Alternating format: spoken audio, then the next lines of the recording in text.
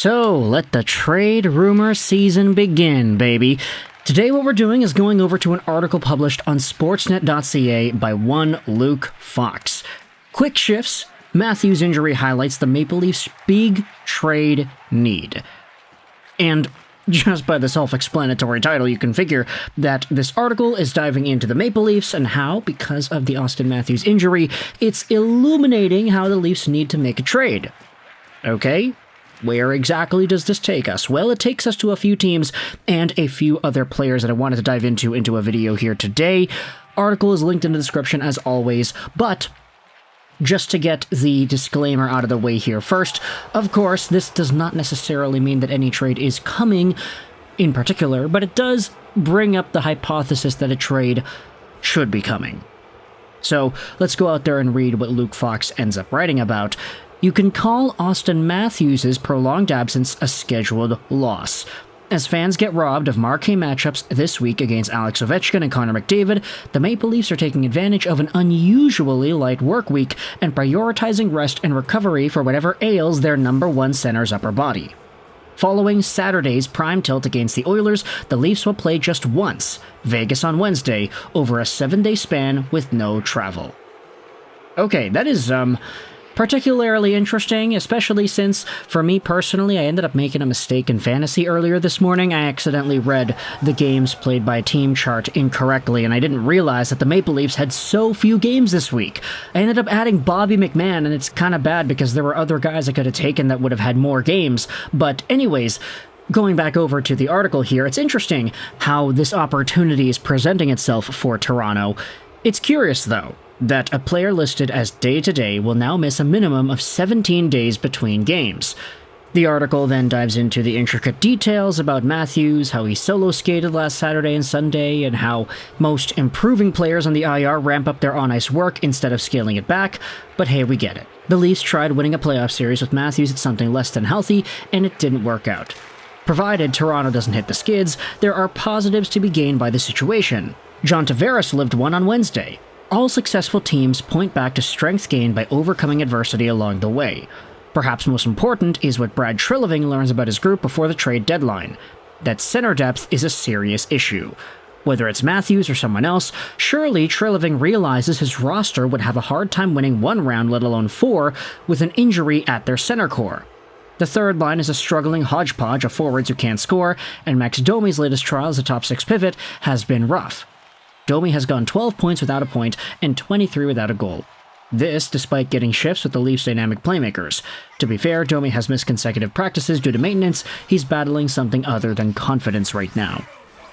The Caps already snatched one Middlesex center off the trade market. I'm assuming they're referring to Pierre-Luc Dubois, am I right? Brad Treliving, surely, has begun looking at potential rental options, such as Brock Nelson, easily the best choice of New York, or Mikael Granlund in San Jose. Anaheim's Frank Vetrano, perhaps, Utah's Nick Bjugstad, Montreal's Jake Evans. The class isn't exactly flush with options, so the GM will entertain training for a center with term. Those are more expensive. But one thing is becoming increasingly clear as Matthews heals. A 3C solution for the Maple Leafs must come from the outside. So, let's talk about two of these players from two of these teams and the Toronto Maple Leafs potentially going out there and taking them on. Brock Nelson out of the Islanders system, as well as Jake Evans from the Montreal Canadiens. Now, Brock Nelson is a guy that I wanted to dive into here because the article does label him as the best fit, the best option, and quite frankly, I don't disagree. Now, Brock Nelson is kind of interesting because if you look at any of his pictures, the guy looks like a grandpa. He is old, he's got gray hairs and skin that's kind of wrinkly. I was surprised to look at his profile and realize that he's only 33 years old.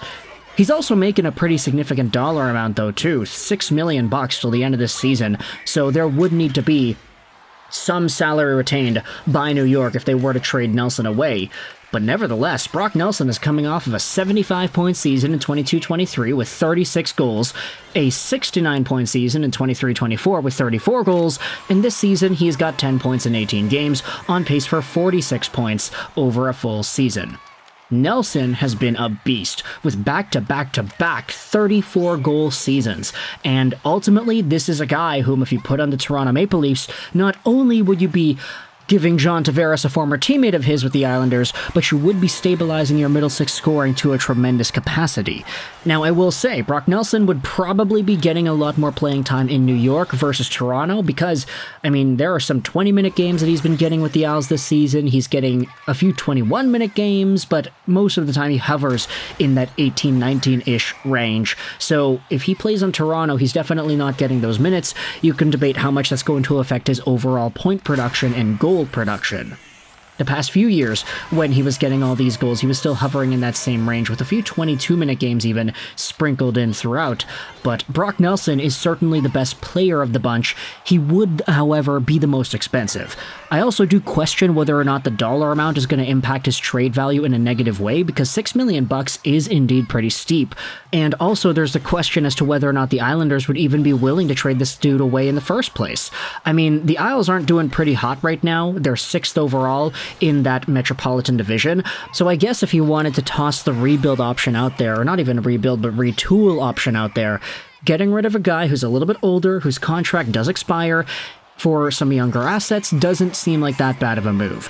If you wanted to maybe toss out a Nick Robertson New York's way, have him playing with Bo Horvat and Matthew Barzal when, of course, Barzal comes back, that would be an intriguing option. I certainly do think there's some fun to be had there. But Brock Nelson is one conversation or two that I wanted to have in this video. You can let me know your thoughts in the comments. How do you feel about him as a potential Leafs target? Let's talk about the other guy as well, Jake Evans of the Montreal Canadiens. Now, he is listed as the last name that is written about in the piece. I don't necessarily know if that's by choice or by design, or if it's just kind of coincidental. But Jake Evans being a part of a Montreal and Toronto trade would be hilarious. Not because Evans is a bad player by any means. In fact, I'd say he's pretty good. But seeing Jake Evans, of all people, be a Maple Leafs target would probably be like the way the article describes it, maybe the 4th or 5th choice. Evans is 28 years old, 6 feet 185, signed on to the end of this season, making $1.7 million a year. He is listed as a PK specialist on the Elite Prospects website, which is a pretty good way to describe him, in my opinion. Evans this season has 8 points in 18 games, on pace for 37 points, which is actually not bad. He's coming off of a 28-point season in 82 games last year. His career high was 29 points in 72 games in 21-22. While Jake Evans isn't really in a spot where I think he's going to get 15 goals in a season ever, he is a pretty reasonably okay guy and a good penalty killer that ultimately the Maple Leafs would be getting some value there. I would say that if you talk about the Leafs and their lines right now, talk about the guys who are listed as 3rd and 4th line centers.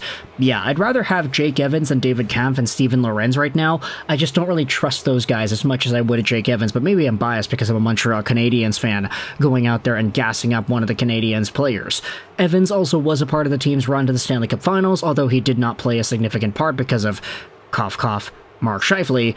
He has always been a pretty versatile player. You could give him a little bit more minutes if you wanted to. You could play him on the bottom line if you wanted to. He'll be fine either way. But Evans has been getting a little bit more of an extended role with the Canadiens as of late, posting up 17 and 16-minute games, which is a pretty big increase from the 13-14 range that he was in earlier during the year. So for Jake Evans, if there is an opportunity for him to take this momentum, take this growth, and really build it up into a spot where he can be utilized for more than 15 to 16 minutes of time on ice a night on a better team than Montreal like Toronto, then ultimately I think there's some value there for him, not to mention the fact that Evans is indeed from Toronto. He would be a homecoming boy if he were to go back to the Maple Leafs, John Tavares style. Maybe there's a picture of him with pajamas somewhere. Of course, though, if there were any sort of a trade going down, it may not be happening until later on in the season. These names are just names that Luke Fox goes out there and says the Maple Leafs had probably looked at so far. So I want you to let me know your thoughts in the comment section below about Brock Nelson and Jake Evans, 2 guys that have been listed as Toronto Maple Leafs trade targets. What are your thoughts about the other dudes as well? Mikael Granlund, Frank Vatrano. Do you think these guys have more value or less value than the players we had discussed in this video today? If you're a fan of either the Islanders or the Canadiens, what are your thoughts on your guys being targeted in this capacity, and what is it you would want from the Toronto Maple Leafs to make a trade like this go down? Thoughts in the comment section below. I hope you enjoyed this video. 9 and bye.